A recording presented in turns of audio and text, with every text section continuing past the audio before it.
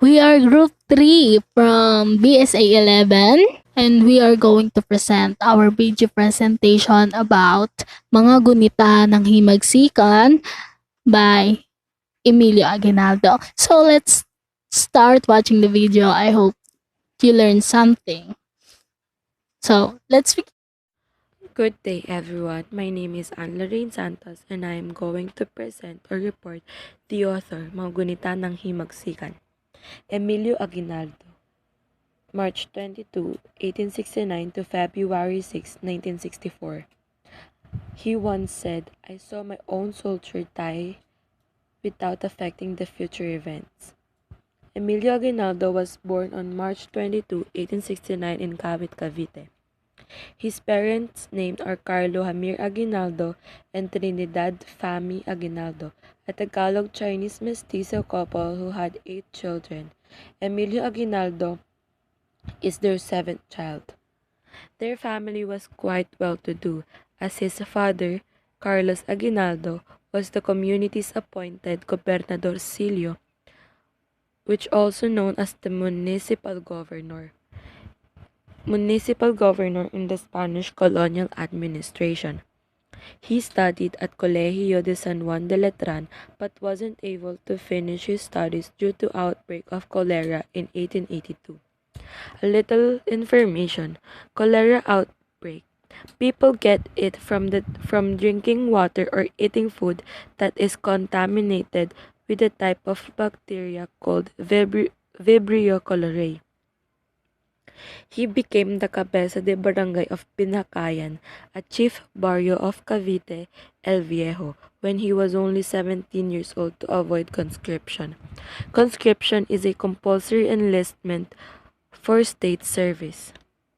At the age of 25, he became the Cavite El Viejo's first gobernadorcillo capitan municipal, also known as municipal governor captain while he was on a business trip in Mindoro.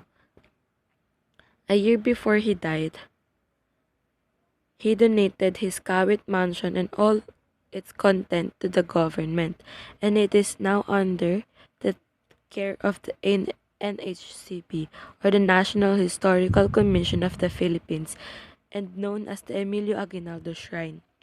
Unlike the Jose Rizal Shrine in Calamba, Laguna, the Emilio Aguinaldo Shrine is all the original, and provides visitors with a sense of how Aguinaldo spent his last years.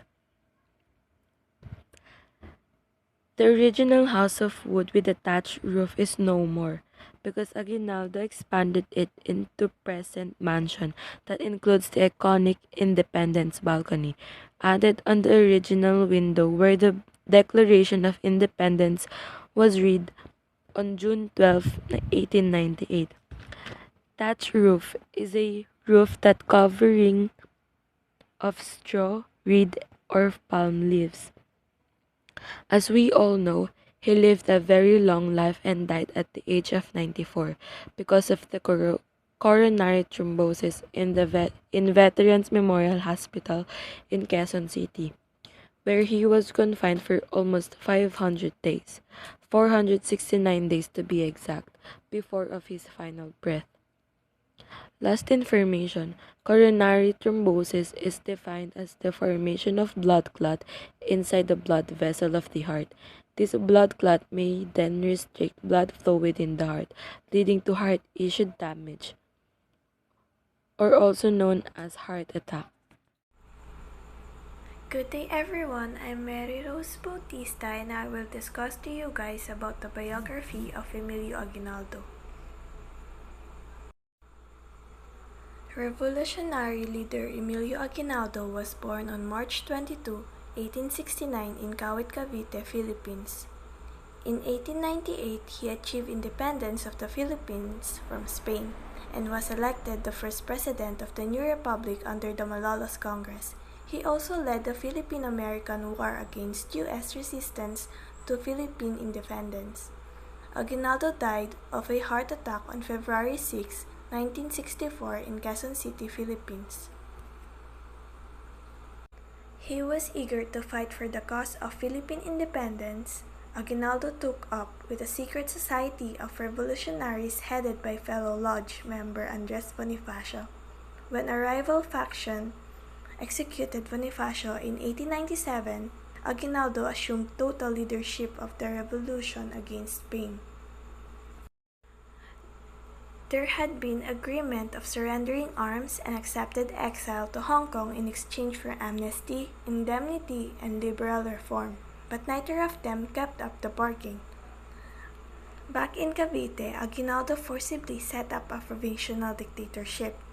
After meeting with the Malolos Congress and drafting a constitution for a new republic. On June 12, 1898, Aguinaldo at last declared Philippine independence and sworn as the first president of the new self-governed Philippine Republic. On February 4, 1899, the Philippine-American War exploded into action. Aguinaldo's revolutionaries quickly restored to Guerrera's tactic, resulting in one of the bloodiest wars in American history. After 3 years at war, Aguinaldo was captured by American General Frederick Funston on March 23, 1901. After swearing an oath of allegiance to the United States, on April 19, 1901, Aguinaldo officially declared peace with the United States. By this time, the United States was ready to support limited Philippine independence. It wasn't until 1946 that the Philippines would have absolute control of its own sovereignty. And the picture there is portrayed by the movie General Luna. President Emilio Aguinaldo with Apolinario Mabini, the brain and conscience of the revolution. Fun facts about Emilio Aguinaldo, known for the first president of the Philippines. Nickname Miyong, also known as Emilio Aguinaldo y Fami. Born March 22, 1869 in Cavite, Philippines. Parents Carlos Jamir Aguinaldo and Trinidad Fami Aguinaldo. Died February 6, 1964 in Quezon City, Philippines. Spouses Hilaria del Rosario and Maria Goncillo. Children 5. Also, Emilio Aguinaldo is also in 5 peso coin and in 5 peso bill. Good day everyone. Let me introduce myself first. I am Annabel Asis and I am here to report Emilio Aguinaldo's academic career. Emilio Aguinaldo attended San Juan de Latran College in Manila, having had to cut his studies short at the Colegio de San Juan de Latran. Emilio Aguinaldo left the school early to help her mother run for the family business since his father Carlos Aguinaldo died. Emilio Aguinaldo started as a member of Magdallo chapter of Katipunan in Cavite. The Magdallo faction of the Katipunan was a chapter in Cavite. Magdallo was a name after Mary Magdalene, the patroness of Kawit, Cavite. Mary Magdalene was a Jewish who, according to the poor colonial gospel, traveled with Jesus as one of his followers. The Magdallo was officially led by Baldomero Aguinaldo, Emilio Aguinaldo's first cousin. But Emilio Aguinaldo is the most famous leader. Then Emilio Aguinaldo was elected as a president of a revolutionary government at the Tejeros Convention on March 22, 1897 and later, Biak na Bato Republic. The Tejeros Convention was the meeting held on March 22, 1897 between the Magdiwang and the Magdallo faction of the Katipunan at San Francisco de Malabon. Emilio Aguinaldo proclaimed Philippine independence on June 12, 1898. On this 120 years ago, General Emilio Aguinaldo declared the Philippines independence from Spain. Published works and organization. Ako nga pala si Jeremy Jan D. Catre, ang tapag-ulat tungkol dito. Narito ang ilan sa mga kilala at sikat na aklat na isinulat ng ating dating Pangulong Emilio Aguinaldo. The True Version of the Philippine Revolution by Emilio Aguinaldo taong 1899 sa Tarlac. Pinapakita rito ang tunay na karanasan at mga pinagdaanan ng isang Pilipino sa ilalim ng revolusyon. Mga gunita ng himagsikan, taong 1961 ang orihinal na panahon o taon ng pagkakalimbag rito sa ilalim ng National Centennial Commission.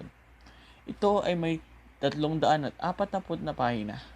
Ang nilalaman nito o ang mga pangunahing paksa ay ang Pilipinas, kasaysayan at ang revolusyon. A Second Look at America, taong 1957. Nabuo at naisulat ito ni Emilio Aguinaldo kasama at katulong niya si Vicente Albano Pasis. 258 ang bilang ng mga pahina ito.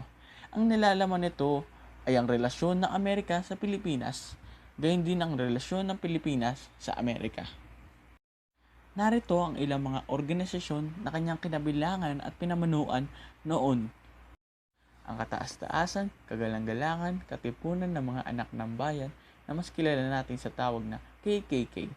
Isang sekretong organisasyon na pinamanuan ni Andres Bonifacio noong taong 1892 na may layunin na magkaroon ng kalayaan ng mga Pilipino sa kamay ng mga Espanyol sa pamamagitan ng revolusyon. Ito ay may kinikilalang dalawang main chapter o main function, ang magdiwang at magdalo function. Si Emilio Aguinaldo ay kilalang isang leader ng Magdalo faction. Isa rin siya sa tinatawag na Katipunan Successor. Ang Freemasonry sa Pilipinas. Ang Freemasonry ay matatagpuan sa iba't ibang bahagi ng daigdig, hindi lamang sa Pilipinas. Masono ang tawag kay Emilio Aguinaldo at sa mga miyembro nito. Sila ay naglulunsad o nagtataguyod ng mga gawain na para sa ikabubuti o ikakaunlad ng bansa. Taong 1895, siya ay napabilang sa Pilar Lodge Chapter of Masonry at ginampanan niya ang pagiging municipal captain nito. Hindi napigilan o natigilan ang kanyang mga ginagawa para sa bansa sa kabila ng kanyang edad. Itinayo niya taong 1912 ang Asociación de los Veteranos de la Revolution o the Association of Revolutionary Veterans. Ito ay tumutugon sa mga pangunahing pangangailangan ng mga miyembro nito at tumutulong rin sa pagbili ng mga lupain sa pamahalaan. Good day, this is Amarna Semery and here are the historical background of mga gunita ng himagsikan. And I will be tackled about Emilio Aguinaldo, a volume of his memoirs. The original memoirs in Tagalog was prepared by Aguinaldo on his own handwritten between 1928 to 1946. It was at the close of 1963, where Aguinaldo, after much deliberations, decided to publish his memoirs in 1967. Between 1928 and 1946, Aguinaldo produced in longhand the first volume of his memoirs entitled Mga Gunita ng Himagsikan on 1964, translated from the original Tagalog as Memoirs of the Revolutions of 1967. By Suplicido Guevara. In his preface, Aguinaldo said that memoirs were based on diary he keeps, documents he preserved, and the family Lord gathered from his elders. But actually, we do not know. No one can know whether this diary is exact or whether the promised second volume of the memoirs were fully written out. All they have is account from his birth and early years, ending with the 1897 Trentley of Biak na Bato.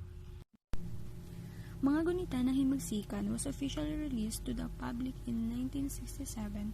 It was resumed by Humberto Campo. So, do you know, guys, who is Humberto Campo is? Therefore, I give you some highlights about him. So, Humberto Campo, born in 1961, is a Filipino historian best known for his writings about Philippines' national hero, and one of that is Jose Rizal. And for looking back, bi-weekly editorial paged column in the Philippine Daily Inquirer. And Ocampo has won 3 National Book Awards in these categories: essay, literary history, and biography. Except for those writers, other details had been forgotten. Many details showed inconsistency because not all sources were in documents for lack of reliable references. Aside of that, the right day of the first day of the first cry of Balintawak could not be ascertained. Some says this took place on August 23, 1896, at the old Bonifacio Monument in Balintawak. Others claim it happened on August 24, 1896. But Aguinaldo stated that these events took place in Balintawak. But the late historian Teodora A. Agoncillo took the word of Pio Valenzuela and argued for Pugadlawin. The date we use in our textbook and official commemorations was chosen by the National Historian Commissions over other dates in August and September 5, 1896, presented by other sources. Guys, it may add more confused to our history, but someone should stop down volume 2 of Aguinaldo's memoirs, his diary, and other papers.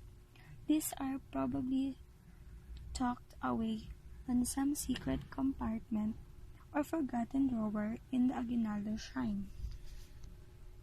Yes, my name is Jessica Diganiban, the one who next reporter. The historical background, they have also the second republication was made during the 100th anniversary of the Philippines independence in 1998. The second republication, it covers resumptions of the Philippine-American War.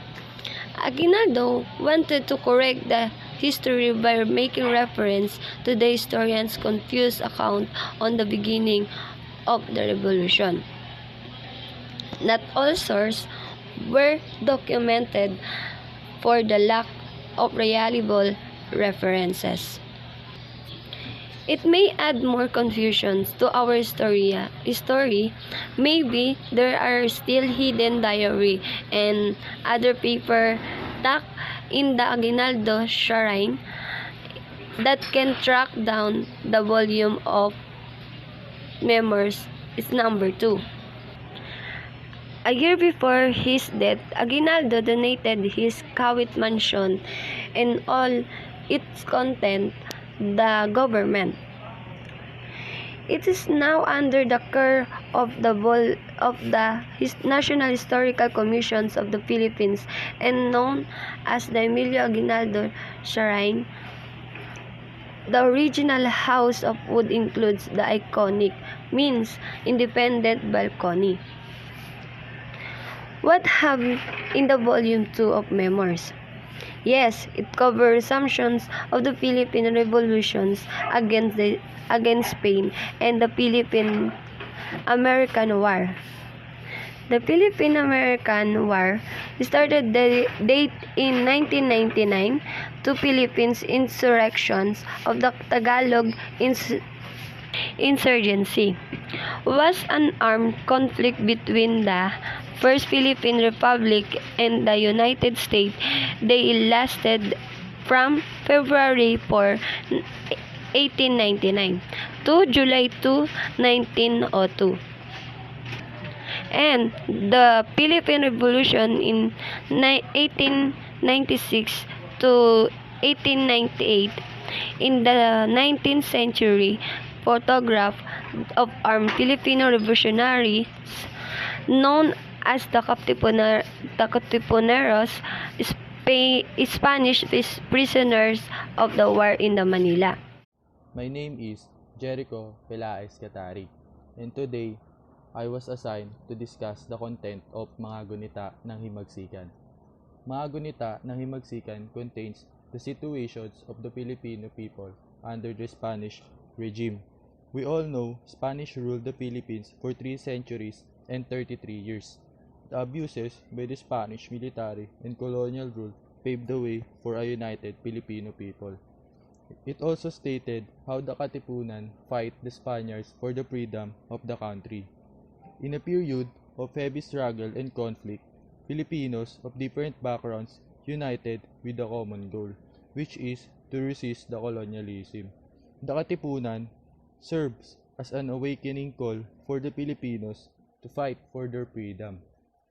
It also contains of how Emilio Aguinaldo led the Filipinos for the revolution until the independence of the Philippines from Spaniards.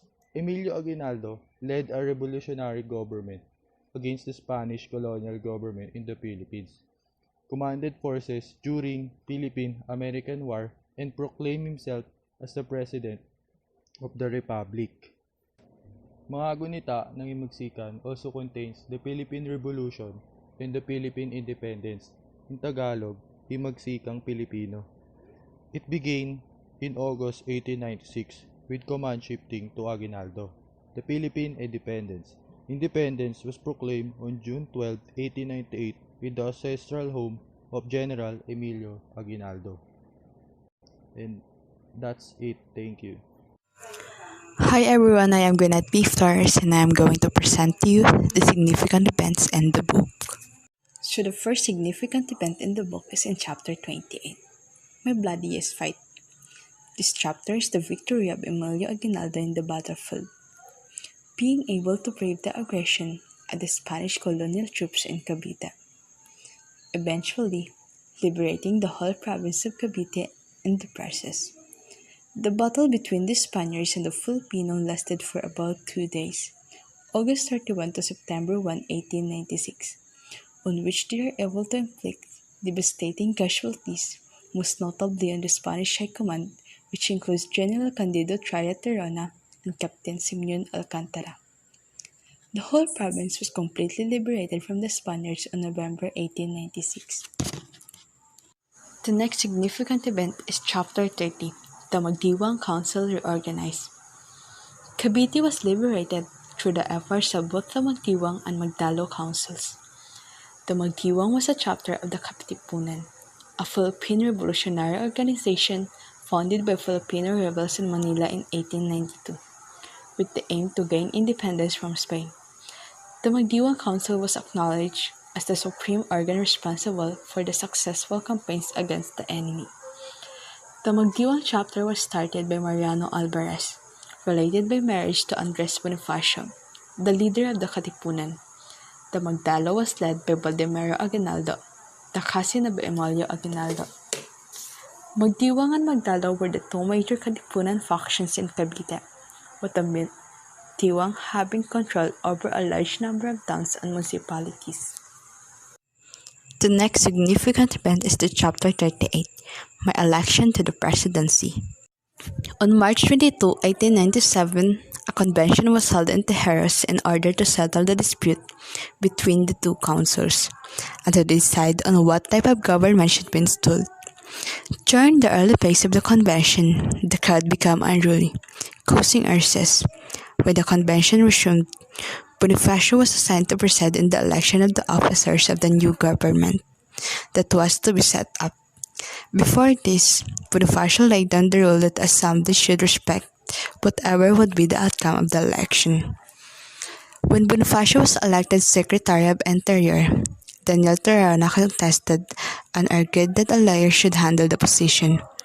Bonifacio felt insulted and demanded an apology from Torana. Because of humiliation and anger, Bonifacio declared that all matters convented in the Harris Convention were null and void. Together with his supporters, he left the State House. Bonifacio's anger over what he considered an irregular election and the insult heaped on him by Daniel Tirana, a Magdalo, rankled for long. At Naik, they drew up another document in which they resolved to establish a government independent of and separate from that established at Tejeros. An army was to be organized by persuasion of force, and a military commander of their own choice was to take command of it. Among the 41 men who signed it were Bonifacio, Artemio Ricarte, Pio del Pilar, and Severiano de las Alas. The document posed a potential danger to the cause of the revolution, for it meant a definite split in the ranks of the revolutionists and an almost certain defeat in the face of a united and well-armed enemy. The meeting was interrupted by Aguinaldo and Del Peral. Mariano Noriel and others present them promptly returned to Aguinaldo's fold. Aguinaldo attempted to persuade Bonifacio to cooperate with his government, but Bonifacio refused and proceeded to Indang, Cavite, planning to get out of Cavite and proceed back to Morong. In late April, Aguinaldo fully assumed the presidential office after consolidating his position among the Cavite elite. Most of Bonifacio's magdiwang supporters shifting alliance to Aguinaldo.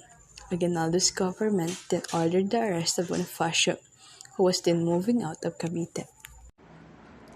Hi, my name is Jan Alfred Chavez and I am going to report the chapter 42, Military Court.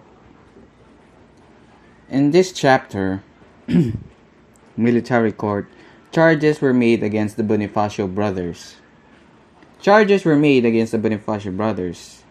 And a military court was created with Colonel Jose Lipana as presiding judge. On chapter 44, Death of the Bonifacio brothers, the Bonifacio brothers were found guilty and sentenced to death. Aguinaldo, however, commuted the sentence to banishment, but then Generals Pio del Pilar and Mariano Noriel persuaded Aguinaldo to impose the original sentence. So therefore, Bonifacio brothers died dahil sa pagkasulsol nila General Pio del Pilar and Mariano Noriel. Ako nga po pala, si Charles M. Legero, ang magtatalakay sa contribution in understanding the Philippine history. Insight into the personal thoughts and feelings of Aguinaldo.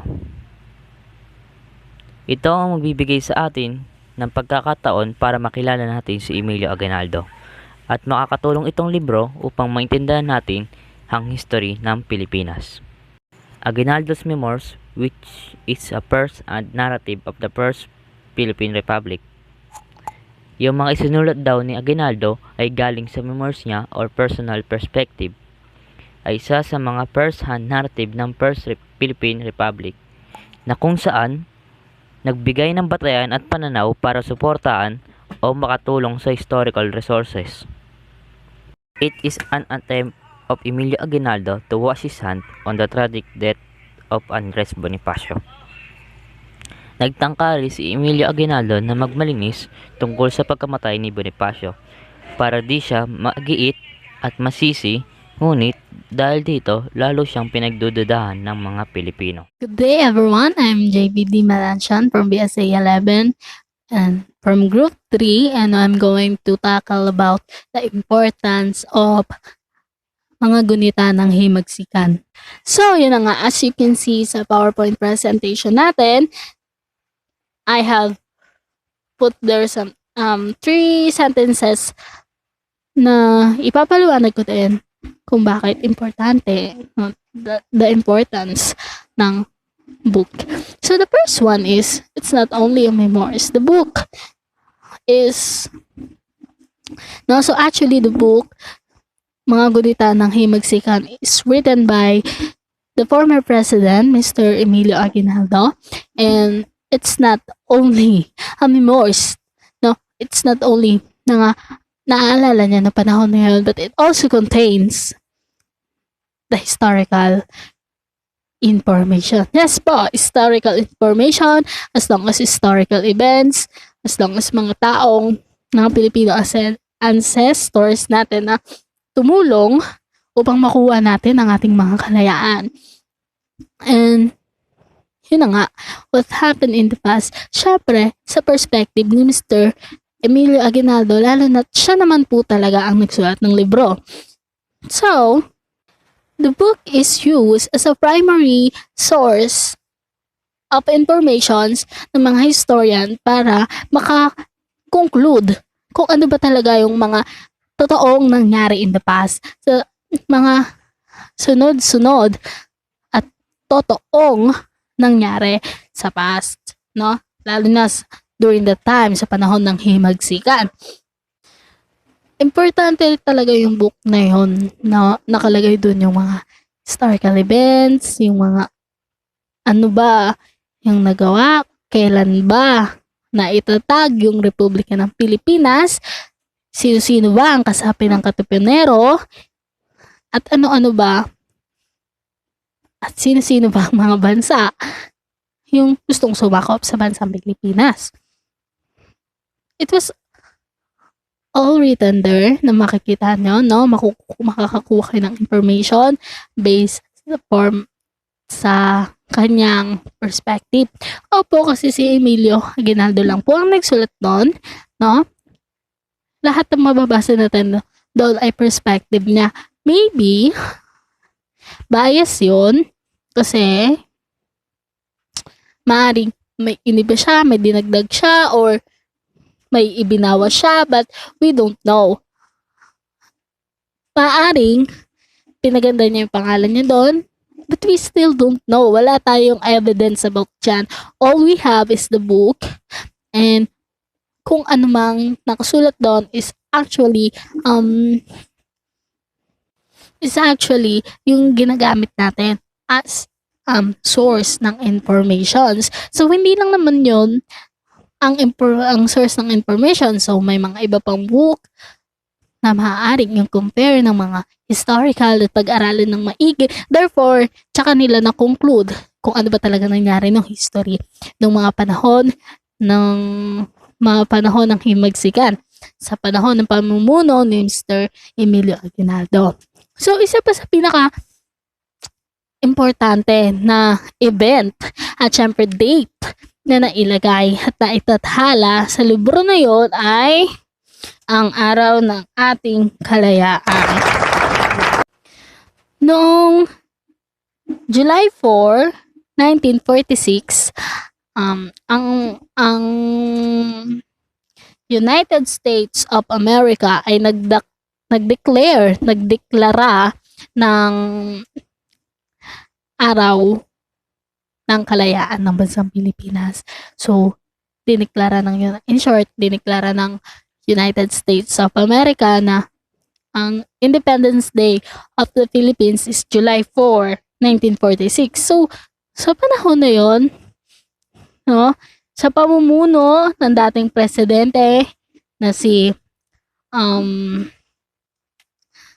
Manuel Rojas is palagi na nilang ipinagdiriwang ang kalayaan noon hanggang sa huling bahagi ng 1962. Kasi noong 1962, no, ang presidente na noon ay si dating Pangulong Diosdado Macapagal, ibinalik niya sa July 12 ang araw ng kalayaan. Yes po, bakit July 12? Kasi po, July 12 po ibinuo ang Republika or itinatag ang Republika ng Pilipinas. July 12, 1898. Noon pa lang, nung panahon pa lang na yun, 1898, nakalaya ang Pilipinas sa pagsakop ng Espanya. So doon, diniklara ni Emilio Aguinaldo na tayo ay isa ng malayang bansa. But therefore, pinigilan niya ng Amerika, and gusto nila na sila, mga Pilipino yung mga presidente, etc. Pero susundin pa rin nila yung United States. Hindi nila kinilala bilang sovereign country ang bansang Pilipinas kahit na nakalayo na tayo sa Espanya. So hanggang sa nagkaibigan daw ang Amerikano at ang Philippines, and yun na nga, hanggang sa dineklara nila na totoong malaya na ang Pilipinas noong July 4. But therefore, naniniwala si dating Pangulong Diosdado Macapagal na July 12 talaga dapat ang araw ng kalayaan. Dahil nga, ayun ng araw na itinatag ang Republika ng Pilipinas. So noong 1941, Inilipat na nga muli ni dating Pangulong Macapagal ang araw ng kalayaan sa July 12.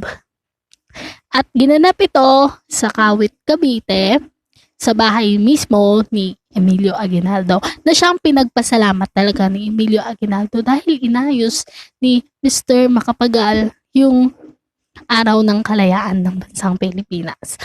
So, isa yon sa mga historical events na malalaman natin or na mababasa natin doon sa gunita ng himagsikan. 'Di ba? Napaka-importante nga naman talaga ng libro na yon dahil meron tayong mga nakukuhang impormasyon about the history. So the book also become an eye-opener para sa ating mga Pilipino na maraming mga Pilipino ang nagbuwis ng buhay. Maraming mga Pilipinong pinaglaban ang bansang Pilipinas para lang makamit natin yung kalayaan natin na nakakamtam natin ngayon. So the book also become an eye-opener for us para mas pahalagahan natin yung bansang Pilipinas. Ang ating bansa, huwag nating hayaan na muli tayong masakop. At huwag nating hayaan na mawala yung kultura ng mga Pilipinong mapagmahal sa sariling bayan. Good day, this is Ardonia Louie, and here is the importance and relevance of mga gunita ng himagsikan of Emilio Aguinaldo. The work of Emilio Aguinaldo, which is mga gunita ng himagsikan, is considered as relevant to the grand narrative of the Philippine history, since it does not only contain memoirs of Emilio Aguinaldo, but also contains historical information about our history, such as information about our Filipino ancestors. Let's go to number 1. Number 1 shows how the peoples of our country had passionately fought back against the Spaniards. So, the Gunita of Himagsikan of Aguinaldo shows how the people of our country had passionately fought back against the Spaniards in order to gain, of course, our freedom. So, dito malalaman natin yung pagiging makabayan ng ating mga ancestors, kung gaano nila pinahalagahan ang ating bansa at pinaglaban yung bayan na inaapakan natin ngayon. So, the second is ideas. Mga gunita ng himagsikan of Aguinaldo would also provide the people like us an idea. What is the importance of knowing all the things that happen in the gunitang himagsikan as stated before ng mga kagrupo ko? Marami itong napapamahagi sa atin bilang isang normal na mamamayan kung ano nga ba yung history natin, dahil napaka-importante nito, lalo na para sa ating mga millennials na nabubuhay sa modern world ngayon, na minsan ay nakakalimutan na kung ano nga ba yung mga pangyayari noon. So, let's go to number 3. Number 3, give us an insight. So, how?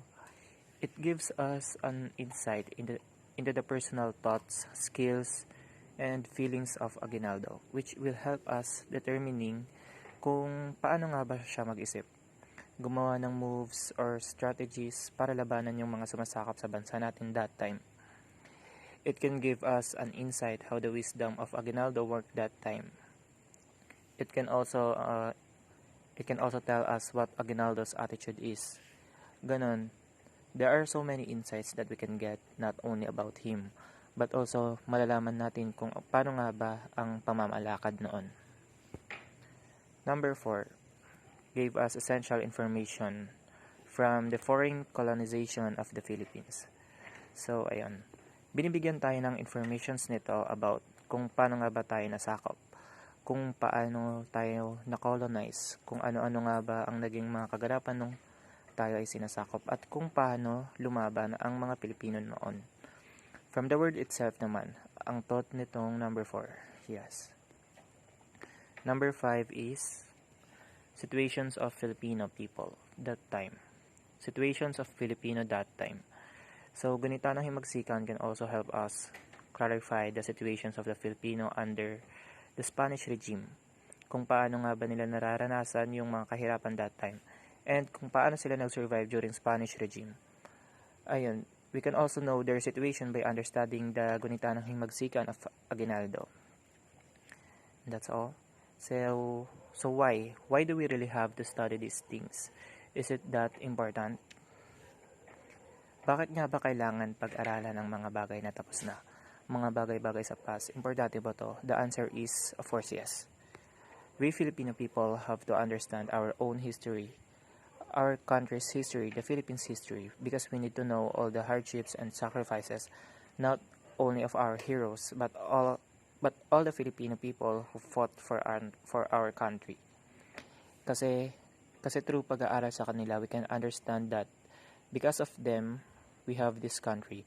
Thus, na-acknowledge natin sila, na-acknowledge natin yung sacrifices nila. Also, they can be our greatest inspirations para labanan ng mga issues na nagaganap ngayon dito sa ating mundo. And through pag-aaral sa kanila, we can also understand the present. How? It's because the more knowledge you gain in the past, the more insights you will have about the present. And the most beautiful thing is that we gain moral lessons. We need to appreciate the things we have and not take it for granted. How? Of course, by loving our country. That's all. Thank you.